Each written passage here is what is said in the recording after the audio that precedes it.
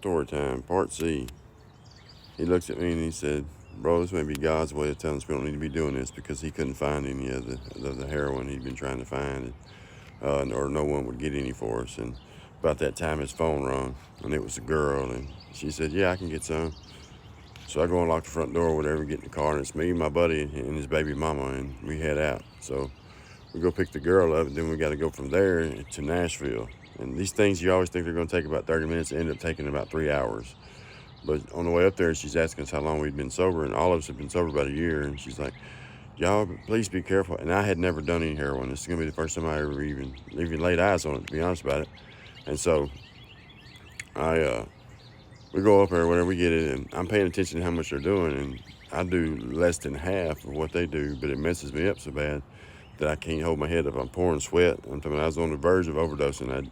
I was just a little bit shy of it, to be honest about it. But I tell him, I said, "Hey, man, you got to take me home. I can't be out here riding around like this." And somebody in drug court or whatever see me. And so I go home. But when we get there, he comes inside. And in my mind, he's stalling for time. And I'm saying, "Bro, you all right?" And he's like, "Yeah, I'm good." I was like, "Well, you want me to go with you?" And he said, "No, I'm going to try to get Brandy to let me have a little alone time." You know what I mean? And I was like, "All right, cool." I said, "Just call me, let me know what's going on." So they leave. And all this is taking place about 4 o'clock, something like that. And about 7:30, he calls me and says, "Hey, I'm fixing to head to the house. I'm going to go to McDonald's and get something to eat. You want anything?" And I said, "You can get it, but I can't eat it right now, but maybe I'll eat it later on. I'm still sick and from the heroin." And so 9 o'clock comes. We have a 9 o'clock curfew, and I don't hear a word from him.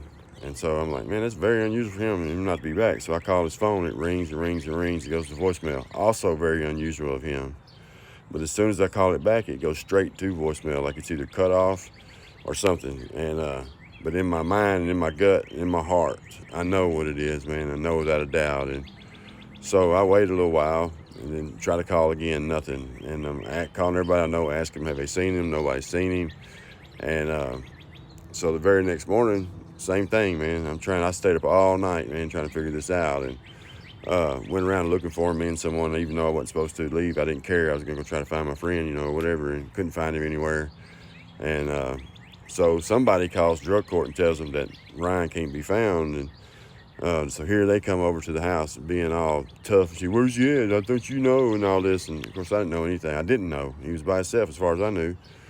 Well, about 1:30, I look down and it's Ryan's mom calling me, and I don't want to answer the phone at first, just to be honest about it, because I'm dreading what this phone call is going to be. And as soon as I pick up the phone and say hello, she said, "Hey," she said, "I got